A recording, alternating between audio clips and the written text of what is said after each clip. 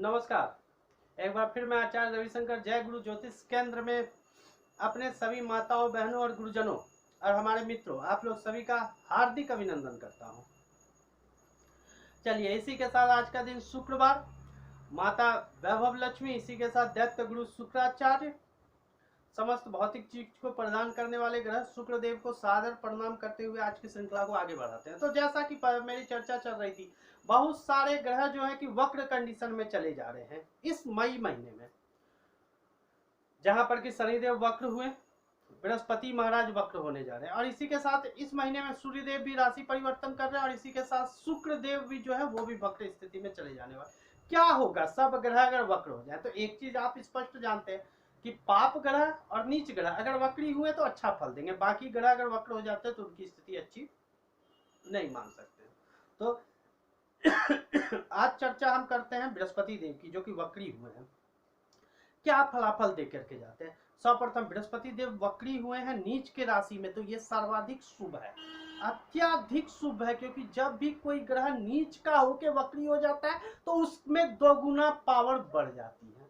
हमेशा इस चीज को स्मरण रखें। वक्र स्थिति में बहुत कुछ लोग नहीं जानते कि वक्र क्या होता है, इसीलिए जब भी ग्रह देखे ग्रह ऐसा वैसा, लेकिन देख तो लो कि वो वक्र है या मार्गी है।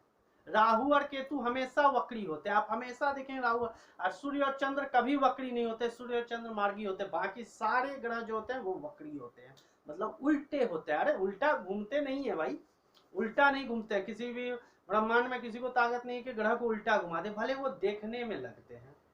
ठीक है, तो चलिए आज चर्चा करते हैं बृहस्पति देव की वक्र स्थिति में क्या है। सर्वप्रथम चर्चा करते हैं मेष राशि में। मेष राशि में क्या होगा वक्र स्थिति पर? तो सर्वप्रथम मेष राशि वालों के लिए बृहस्पति देव भाग्य के स्वामी है, और जो कि नीचगत होकर के दशम भाव पर बैठे थे। ये ठीक था कि मंगल और बृहस्पति का नीच बन, लेकिन उसके बाद मंगल के निकल जाने के बाद स्थिति ज्यों की त्यों हो गई। अब बृहस्पति देव वहां पर बैठे हैं दशम भाव पर। बृहस्पति का नीच हो जाना अत्यधिक श्रेष्ठ नहीं माना जाता है। मेष राशि वालों के लिए भाग्य के स्वामी होते, वैभव के स्वामी होते, और ये जाके दशम भाव पर नीचगत हो गए। वहां तक स्थिति खराब थी, लेकिन अब जब वक्र हो गया तो इनके लिए अच्छी स्थिति हो गई, क्योंकि जब भी ग्रह कोई वक्र होता है तो वो एक घर आगे, मैंने शनि के वक्र श्रृंखला पर चर्चा करने तो बताया था कि एक घर आगे और एक घर पीछे, दोनों घर का फलाफल ये ले लेते हैं। तो बृहस्पति देव भाग्य घर का भी फलाफल देंगे और इनको एकादश भाव का। तो क्या होगा, भाग्य के माध्यम से इनका कुछ काम बनता हुआ बन जाएगा। दूसरा, इनकम सोर्स जनरेट करेंगे। इनकम सोर्स जनरेट कैसे? अगर नौकरी छूट गई है तो नई नौकरी लगेगी। दूसरा, इनकी पूर्णतः दृष्टि रहेगी पंचम भाव पर, इनकी पांचवी दृष्टि रहेगी धन भाव पर, जहां पर क्या होगा, तो कुटुंब के सुख हो सकता है, अपने पैतृक काम में जाके ये आत्मबल प्राप्त करें, पैतृक काम में जाकर के ये स्वावलंबी बने, ये चीज पूर्णतः दिखता है। उसी के साथ साथ चतुर्थ भाव पर पूर्णतः दृष्टि रहेगी, सुख संबंधी साधनों में वृद्धि करने वाले होंगे बृहस्पति देव। और इसी के साथ षष्ठ भाव पर दृष्टि पड़ने के फलस्वरूप क्या होगा, तो रोग ऋण कर्जा इस सबसे मुक्ति मिले। कहीं ना कहीं कर्ज लेकर के हो सकता है कि व्यापार भी ये कुछ चालू कर सकते हैं, व्यापार वगैरह भी ये कुछ आरंभ कर सकते हैं। तो मेष राशि वालों के लिए गोचर अत्याधिक श्रेष्ठ मैं बोल सकता हूँ, उनके लिए अत्याधिक शुभ समय है। अब अगर आप तैयार हो जाते हैं, अब अगर आप स्वावलंबी नहीं हुए, आत्मनिर्भर नहीं हुए, तो फिर कभी नहीं हो सकता है, क्योंकि ये बृहस्पति देव 120 दिनों के लिए आपको सब चीज देने जा रहा है। बृहस्पति इतना अधिक शुभ होते हैं कि ये आपको स्टैंडिंग करने में बहुत अच्छा मूवमेंट देते हैं। तो मेष राशि वाले, आप समय को देखते हुए अपना साइड से दो पैसा का ही व्यापार हो, लेकिन उसको आप खड़ा करने की कोशिश करें, भले नौकरी में रहते हुए। ये आपको आत्मनिर्भर बनाने में बहुत ज्यादा सपोर्ट करे। चलिए चर्चा करते हैं वृषभ राशि की। वृषभ राशि वालों के लिए क्या होने वाला है? वृषभ राशि वाले,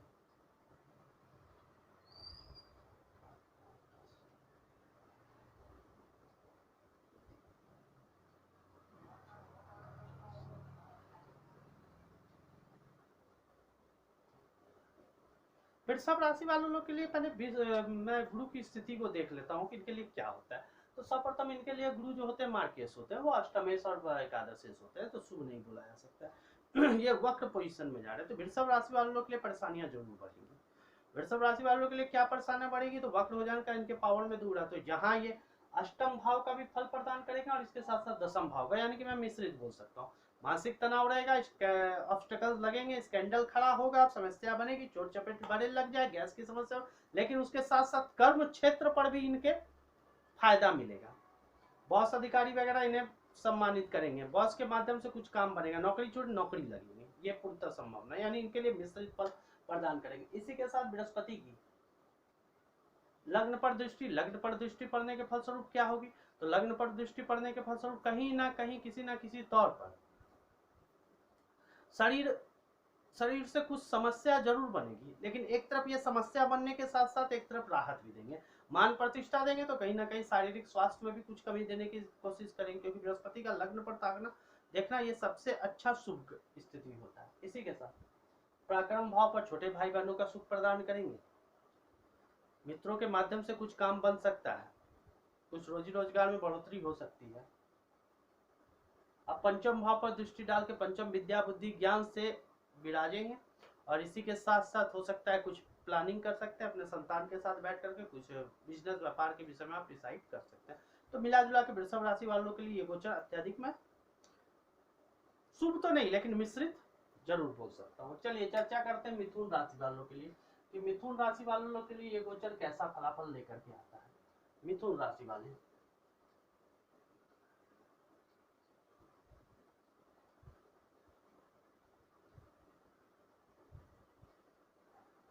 मिथुन राशि वालों के लिए बृहस्पति अत्यधिक शुभ है, केंद्र त्रिकोण के मालिक होते हैं, सप्तम भाव व्यापार अधिपति होते हैं, इसी के साथ साथ ये दसम भाव के भी स्वामी होते हैं, जो कि अभी नीचगत थे, जो कि बहुत बुरी स्थिति थी, मिथुन राशि वाले परेशान थे।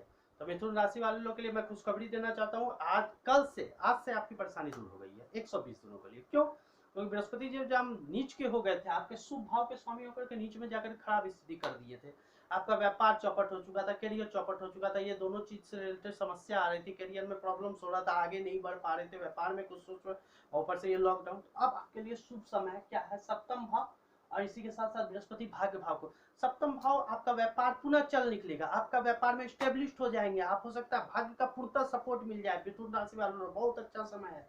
और इसी के साथ दसम भाव का तो फल ये प्रदान करेंगे, लेकिन समस्या बहुत घट चुकी है। और इसी के साथ इनकी पूर्णतः द्वादश भाव बाहरी सहयोग से काम भी आपका बनने का संभावना बनता है, धन में वृद्धि होगी, कुटुंबों के सहयोग से काम आपका बन जाएगा, धन में वृद्धि होकर कुटुंब के माध्यम से आपको पैसे मिलने की संभावना। अगर कुछ व्यापार व्यवसाय खड़ा करना चाहते हैं तो अपने वाणी के माध्यम से आप काम निकाल लेंगे। चतुर्थ भाव भौतिक सुख साधनों में वृद्धि होगी, घर में सुख समृद्धि में वृद्धि होने की पूर्णतः संभावना। चलिए चर्चा करते हैं कर्क राशि वालों, क्योंकि हमारे पास समय का भी अभाव होता है, बहुत लंबा अगर एक्सटेंड कर देता हूँ तो भी आपकी तकलीफ होती है, कभी लंबा वीडियो बन जाता है, तो मैं कोशिश करता हूँ महत्वपूर्ण निचोड़ बात को इसमें शामिल करूँ।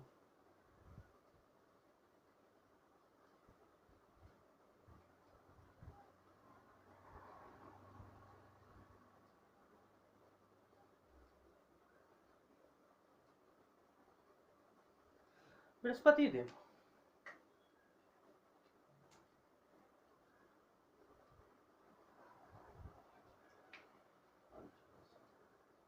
बृहस्पति कर्क राशि वालों के लिए, कर्क राशि वालों के लिए बृहस्पति देव शुभ भाव के अधिपति नहीं कहलाते हैं, वो एक तरफ भाग्येश भी होते हैं, लेकिन दूसरा उनका मूल त्रिकोण राशि जो होता है षष्ठ भाव पर बनता है। तो अब क्या होने वाला है, तो अब इसके मुताबिक है कि बृहस्पति दो भाव को प्रभावित करेंगे, एक पंचम को और एक सप्तम को। तो इस स्थिति में क्या होगा, तो इस स्थिति में जहां तक कर्क राशि वाले लोग हैं, आपका व्यापार चलने की संभावना मुझे दिखाई पड़ रही है, पूर्णतः तौर पर विद्या बुद्धि से प्रबंधन के माध्यम से आप व्यापार को चला सकते हैं, पत्नी के साथ उत्तम सामंजस्य दिख रहा है, कहीं ना कहीं किसी मामले में निवेश करते हुए आप मुझे दिख रहे हैं। और इसी के साथ साथ लग्न पर दृष्टि पड़ जाने का, लग्न पर दृष्टि पड़ जाए इस वक्त आपका बहुत ही, क्योंकि उच्चगत दृष्टि ये दे रहे हैं, तो इस वक्त मान सम्मान प्रतिष्ठा शारीरिक आदि व्याधि का अंत, ये सब समस्या मुझे दिख रहा है। और इसी के साथ पराक्रम भाव पर अपने पराक्रम से, अपने बल से, अपने बुद्धि, अपने शौर्य के बल से आप कुछ न कुछ अपने आत्मनिर्भर होने के लिए तैयार होंगे।